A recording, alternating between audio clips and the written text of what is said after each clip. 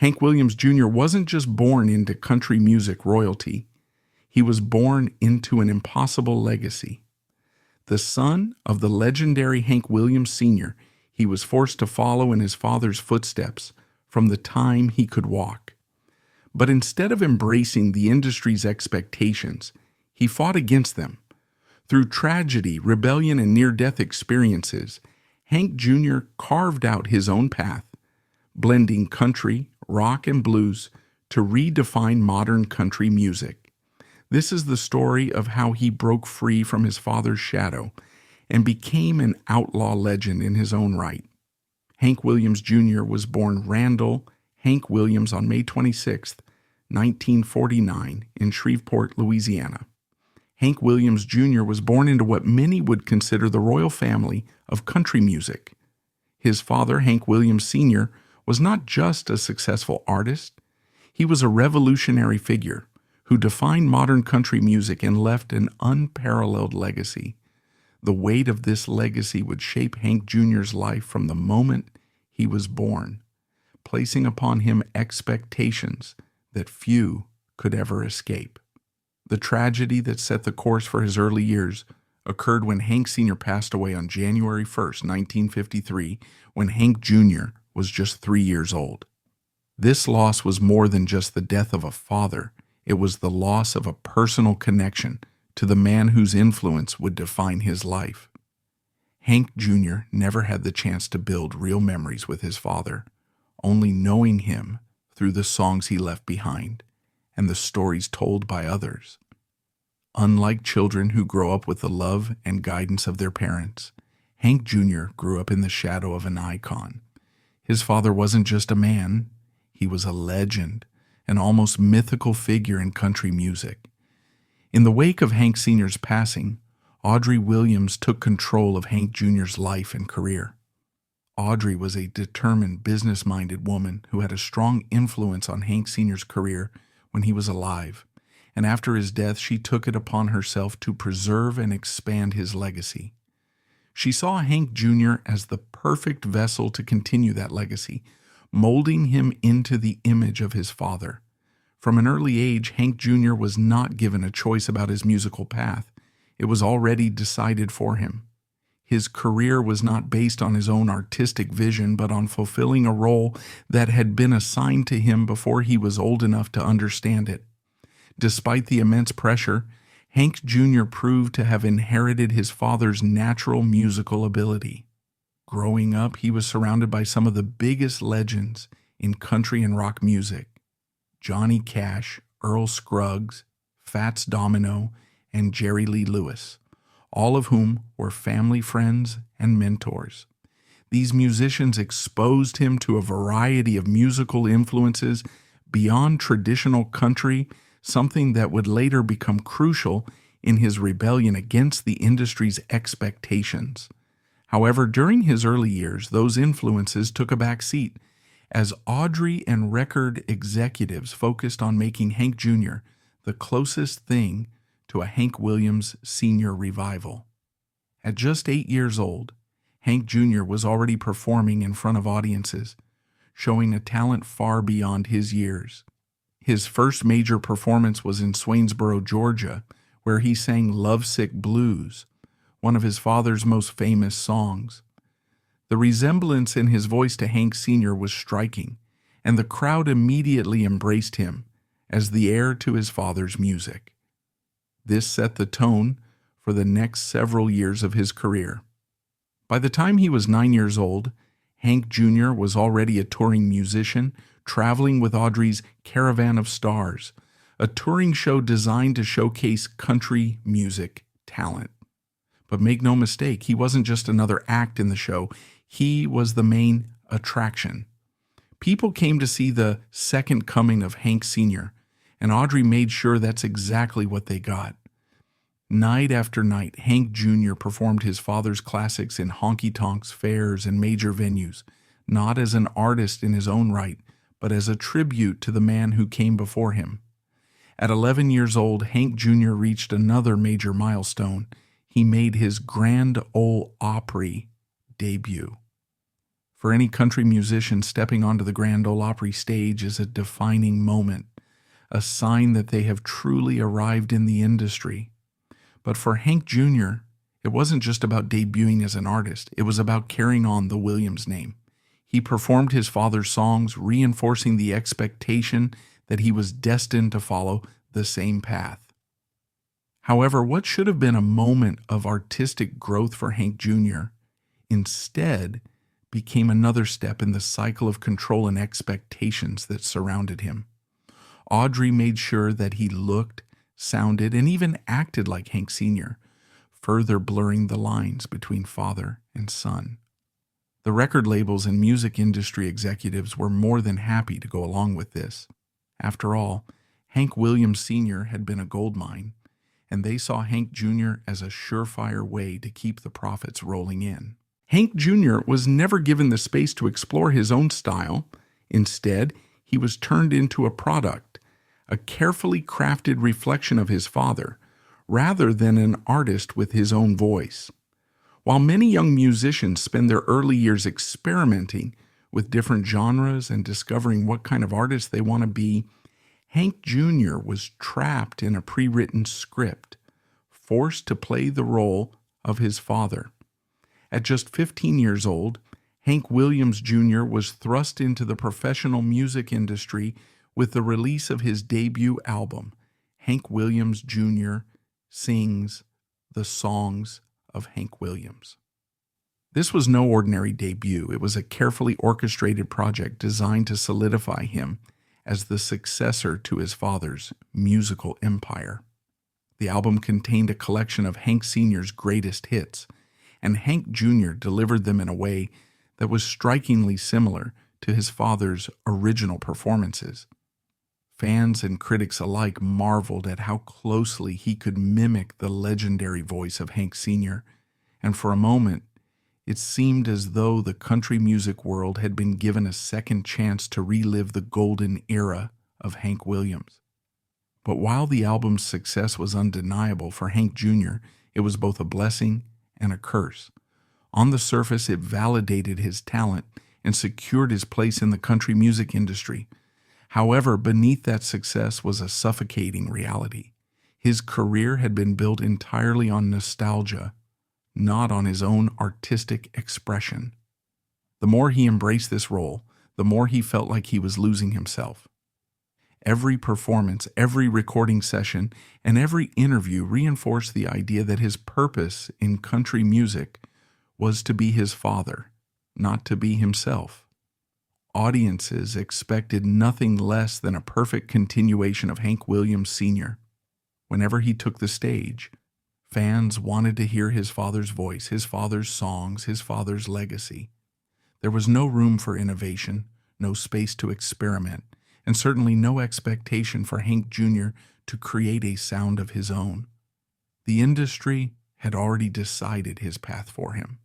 Adding to this pressure was the control exerted by his mother, Audrey Williams. Audrey had built her life around managing Hank Sr.'s career, and when he passed away, she transferred that same control to her son. To her, Hank Jr. wasn't just a musician.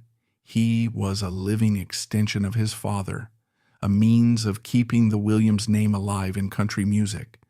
She had spent years shaping him into a replica of Hank Sr., ensuring that everything from his wardrobe to his vocal style mirrored that of the late country legend. In her eyes, there was no reason for him to branch out, no need for him to forge his own identity. But deep down, Hank Jr. knew he wasn't his father. He could sing his father's songs, but he was a different person with different influences, different emotions, and a different musical soul. While traditional country music had been the foundation of his upbringing, he had also been exposed to rock, blues, and southern sounds that were shaping a new generation of musicians. He admired artists like Johnny Cash, Jerry Lee Lewis, and the Rolling Stones, artists who had carved out their own paths in the music industry, refusing to be confined by expectations. Hank Jr. longed for that same creative freedom. Whenever he attempted to step outside the mold, that had been created for him, however, he was met with immediate resistance. Fans didn't want change. The industry didn't want change. His mother certainly didn't want change. He was expected to remain locked in the past, performing the same songs in the same style, in the same way, forever. By the late 1960s, the pressure had become unbearable, and Hank Jr. began to push back. He started writing his own songs, using his music as an outlet for his frustration. One of the most powerful songs to emerge from this period was "Standing in the Shadow of a Very Famous Man." This song was more than just lyrics and melody. It was a painful confession, a cry for recognition as an artist in his own right. He laid bare his struggles with being trapped in his father's image, how the world refused to see him as anything other than Hank Williams' son, and how impossible it felt to escape the overwhelming presence of his father's legacy. The lyrics spoke directly to the identity crisis that had haunted him for years. "I know that I'm not great. Some folks say I just imitate." Despite the deeply personal nature of this song, it did little to change the way the industry viewed him. Fans still demanded Hank's serious music, and record labels still pressured him to stay in the mold of traditional country. His desire to grow as an artist was ignored, and his attempts at establishing a unique musical identity were dismissed. The conflict between what the world expected of him and what he truly wanted for himself led Hank Jr. into a downward spiral. He felt trapped in a role that he hadn't chosen, and the pressure to live up to an impossible legacy began to consume him. The overwhelming weight of it all pushed him toward drinking and drug use, his only escape from the reality of his situation. As he entered his early 20s, the battle to break free became more intense. He wasn't just fighting the expectations of fans and record executives. He was fighting his own self-doubt. He questioned whether he would ever be accepted as more than just Hank Williams' son. He questioned whether he could ever be seen as an artist in his own right. As the pressure continued to mount, Hank Williams Jr. found himself spiraling deeper into alcohol and drug addiction. It was the only escape he could find from the suffocating expectations that surrounded him. Every time he stepped on stage, he was expected to be Hank Williams Sr., not himself. Every time he recorded, the label pushed him to stay true to his father's sound. And every time he tried to break free, the industry, the fans, and even his own mother resisted. The weight of it all became unbearable. And by 1974, at just 23 years old, Hank Jr. reached his breaking point. That year, overwhelmed by depression, he attempted to take his own life. It was a moment of deep despair, the culmination of years spent feeling trapped in a role he never chose. The industry saw him as a product. His mother saw him as a legacy, and the world refused to acknowledge him as an artist in his own right. He had spent his entire life standing in the shadow of his father, and the pressure to live up to an impossible standard had drained him completely. But in what could have been the end of his story, fate had other plans. Surviving the suicide attempt was a turning point, but his battle was far from over. The internal struggle between his past and his future still raged on, and he continued to seek solace in alcohol and substance abuse. He was lost, unsure of his place in the music world, and uncertain whether he would ever be able to carve out an identity of his own. Then in 1975, tragedy struck again, this time not by his own hand, but by sheer misfortune. On August 8, 1975, while attempting to climb Ajax Mountain in Montana, Hank Jr. suffered a devastating accident. The snow beneath him gave way, and he plummeted nearly 500 feet down the mountainside, bouncing off jagged rocks before coming to a stop. The fall was so severe that many initially believed he would not survive. He suffered multiple skull fractures, a shattered jaw, broken facial bones, and extensive damage to his body. The injuries were so gruesome that his own rescuers later admitted they didn't expect him to make it. For hours, he lay on the mountain, waiting for help. Eventually, he was airlifted to a hospital, but his condition was critical. Doctors worked frantically to save his life, performing multiple surgeries just to reconstruct his face. The damage was so extensive that he had to relearn how to speak, hear, and even see properly. The accident left him with permanent scars, both physical and emotional, and it forced him into a long and grueling recovery process. For most people, an ordeal like this would have marked the end of a career. Many wondered if Hank Jr. would ever perform again, let alone return to the spotlight. But what happened next would define the rest of his life. Instead of letting the accident break him, Hank Jr. used it as an opportunity to finally become the artist he was meant to be. He no longer cared about pleasing the industry or living up to his father's legacy. The accident had changed him. He had come face to face with death, and he had survived. It was time to stop trying to be someone he wasn't. The world had forced him into the role of Hank Williams Sr.'s son. Now, he was ready to be Hank Williams Jr. As he recovered, he began embracing a new musical style, one that blended country with southern rock, blues, and outlaw influences. He grew out his beard, put on his signature dark sunglasses to cover his facial scars, and re-emerged as a completely different artist. No longer the clean-cut young man in his father's shadow, he was now the rebellious, hard-living, unapologetic outlaw of country music. The accident that nearly killed him had in many ways saved him. It freed him from the expectations of others and gave him a second chance, not just at life, but at finally being himself. The tragedy of his early years had shaped him, but it no longer defined him. Hank Williams Jr. had survived the fall, both literally and figuratively, and he was ready to rise again. Hank Williams Jr. had survived one of the most brutal and life-altering experiences imaginable.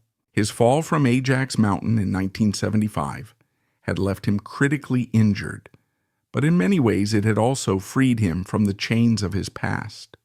For most of his life, he had been trapped in his father's shadow, forced to uphold a legacy that he hadn't chosen for himself. But nearly losing his life forced him to reconsider everything: his career, his identity, and his future. The accident became a defining moment of reflection, giving him the chance to ask himself, who is Hank Williams Jr. if he's not just the son of Hank Williams? But coming back from the brink wouldn't be easy. The physical toll was immense. He had suffered multiple skull fractures, a shattered jaw, and facial injuries so severe that doctors initially doubted he would survive. He endured months of surgeries to rebuild his face, but even after his body began to heal, he had to go through the painstaking process of relearning how to speak, hear, and even see properly. The accident had left him permanently scarred, and for a time, he wasn't sure if he would ever perform again. However, these scars became more than just reminders of his trauma. They became symbols of transformation. When he finally re-emerged, it was clear that he was no longer the clean-cut, neatly dressed young man in a suit singing his father's songs. The industry had always tried to present him as a second coming of Hank Sr., but now that version of him was gone. He grew out a full beard, donned dark sunglasses to cover the injuries on his face, and stepped into the public eye not as an imitation of his father, but as his own man. During this critical period, two country music legends stepped in to support him, Johnny Cash and June Carter. Both had been longtime friends of the Williams family, and they understood better than most the struggles that Hank Jr. had faced. When he woke up in the hospital after his accident, Johnny and June were among the first people by his bedside. June, deeply religious, placed a cross on him and told him, "You're going to be okay." It was a powerful moment of encouragement at a time when Hank Jr. wasn't sure if he had a future. Their unwavering support, along with his own realization that he had been given a second chance at life, gave him the motivation to return to music. But this time, he was going to do it on his own terms. The turning point came in 1975 with the release of Hank Williams Jr. and Friends, an album that marked a bold departure from his past. This was not a tribute album to his father. This was Hank Jr. declaring his independence as an artist. He fused Southern rock, blues, and outlaw country into a new sound that was raw, rebellious, and undeniably his own. The album featured collaborations with some of the biggest names in music, including Waylon Jennings, Charlie Daniels, and members of the Marshall Tucker Band. Songs like Stoned at the Jukebox and Montana Song captured the pain, struggle, and defiance that had come to define his life. This was not the voice of a boy forced to follow in his father's footsteps. This was the voice of a man who had fought to break free and carve out his own identity. At first, the music industry didn't know what to make of this transformation. Some traditionalists resisted the change, still clinging to the idea that Hank Jr. should remain the torchbearer for his father's legacy. But something remarkable happened. Fans embraced the new Hank Williams Jr. They didn't just see him as a country singer anymore. They saw him as a survivor, a fighter, a man who had been through hell and come out stronger. By the late 1970s and into the 1980s, Hank Williams Jr. became a country music icon in his own right. He was no longer just Hank Williams' son. He was a force to be reckoned with. His albums, now fueled by electrifying energy and rebellious spirit, became massive successes. Hits like Whiskey Bin and Hellbound, Family Tradition, and A Country Boy Can Survive cemented his place in outlaw country music, right alongside legends like Waylon Jennings, Willie Nelson, and Johnny Cash.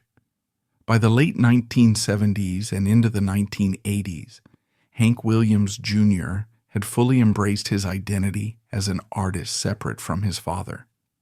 The transition from a young man burdened by legacy to a defiant, unapologetic force in country music was complete. He was no longer the clean-cut boy in a suit singing lovesick blues. He was a long-haired, bearded, whiskey-drinking outlaw who spoke his mind and played by his own rules. His reinvention wasn't just about attitude. It was backed by undeniable success. Throughout the 1980s, Hank Jr. became one of the biggest stars in country music, dominating the charts and selling millions of records.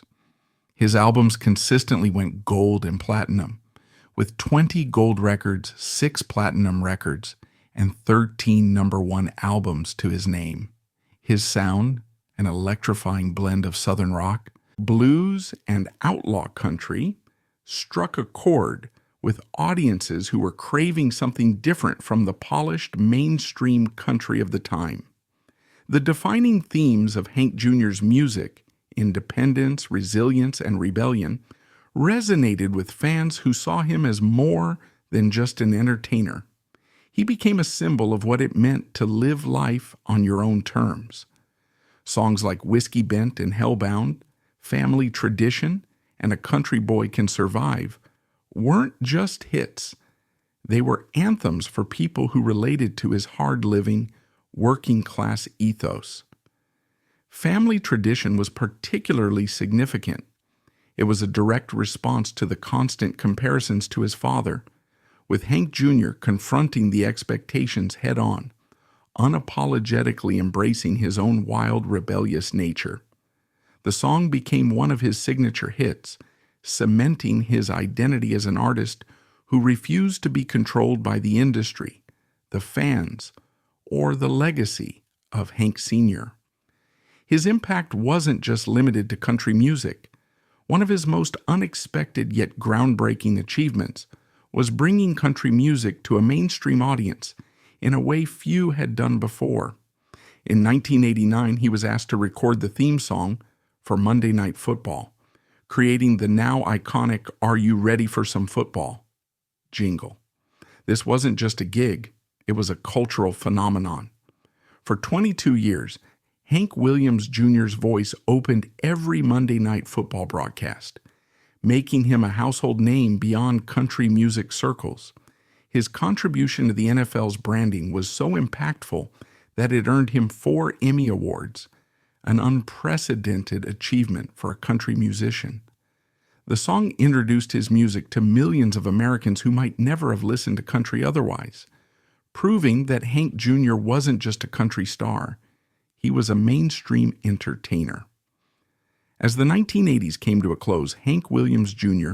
reached the peak of his career, winning Entertainer of the Year 5 times between 1987 and 1989 from both the Country Music Association, CMA, and the Academy of Country Music, ACM. These awards weren't just trophies, they were validation that he had finally, definitively stepped out of his father's shadow. The industry that once resisted his evolution was now recognizing him as one of the most influential figures in modern country music. Despite his wild, rebellious image, Hank Williams Jr. also built a life outside of the spotlight. He was a father to 5 children, 2 of whom, Hank Williams III and Sam Williams, continued the family's musical legacy, making their own marks in country music. Hank III, in particular, became known for his fusion of traditional country with punk and metal influences, proving that the Williams name remained synonymous with musical evolution. His other children, though not all involved in music, were a vital part of his life, and family always remained central to who he was, despite his outlaw persona. However, just as he had been shaped by tragedy in his early years, Hank Jr. was not spared from heartbreak in his later life. In 2020, he suffered an unimaginable loss when his daughter, Catherine Williams Dunning, was killed in a car accident at just 27 years old. She had been driving with her husband in Tennessee when the crash occurred, and while he survived, Catherine tragically did not. The news devastated Hank Jr. and his family. He had faced near-death experiences himself, but nothing could prepare him for the pain of losing a child. The tragedy echoed the loss that had defined his childhood. Just as he had grown up without a father, now one of his own children was gone too soon. Though Hank Jr. had spent his career proving that he was more than just the son of Hank Williams, moments like this reminded him that some wounds never truly heal. Beyond personal tragedies, Hank Jr. also found himself entangled in controversy. In 2006, he was accused of assaulting a 19-year-old woman who claimed that he had choked her after she refused to kiss him. However, due to a lack of evidence, the charges were eventually dropped. It was one of many moments where his larger-than-life, rowdy persona blurred the lines between myth and reality. For years, Hank Jr. had lived the outlaw image he sang about, and incidents like this only reinforced the perception that he was a man who played by his own rules, for better or worse. But through scandal, loss, and hardship, one thing remained certain. Hank Williams Jr. had built a life and a legacy entirely his own. He had been through hell and survived time and time again. He had refused to be a footnote in his father's story, refused to be destroyed by the pressures of fame, and refused to conform to anyone's expectations. Through scandal, loss, and hardship, one thing remained certain. Hank Williams Jr. had built a life and legacy entirely his own. He had faced tragedy, industry rejection, and near-death experiences. Yet time and time again, he proved his resilience. No longer just the son of a legend, he had become a legend in his own right. Yet, despite his undeniable influence, the country music establishment was slow to recognize his impact. For years, Hank Jr. was overlooked by the Country Music Hall of Fame, even as many of his peers, some of whom he had directly influenced, were inducted. The same industry that had once resisted his transformation into an outlaw country star seemed hesitant to fully acknowledge the weight of his contributions. Fans saw the omission as a glaring oversight. How could someone who had won Entertainer of the Year 5 times, released multiple gold and platinum albums, and brought country music to mainstream audiences through Monday Night Football still be left out? His exclusion felt like another attempt to box him into a version of himself that no longer existed. The young Hank Jr., living in the shadow of his father, rather than the man who had redefined modern country music. Finally, in 2021, after decades of waiting, Hank Williams Jr. was inducted into the Country Music Hall of Fame. But if anyone expected him to express gratitude for the long overdue honor, they clearly didn't know Hank Jr. His acceptance speech carried an unmistakable air of defiance, a subtle yet pointed reminder that he had been forced to wait far too long. Standing before the crowd, he delivered a short but cutting remark. Well, the good thing is this didn't happen yesterday, which was the opening day of deer season. It was classic Hank Jr., a mix of humor and rebellion, a reminder that he had never needed validation from the industry that had once tried to control him. By the time he was inducted, he had already cemented his legacy. He had spent his early years forced to imitate his father, but he had fought for the right to be his own artist. He had rebuilt himself after nearly losing everything, defied expectations, and carved out a career that influenced generations. His music wasn't just a tribute to the past, it was a statement about survival, about refusing to be confined by what others expected.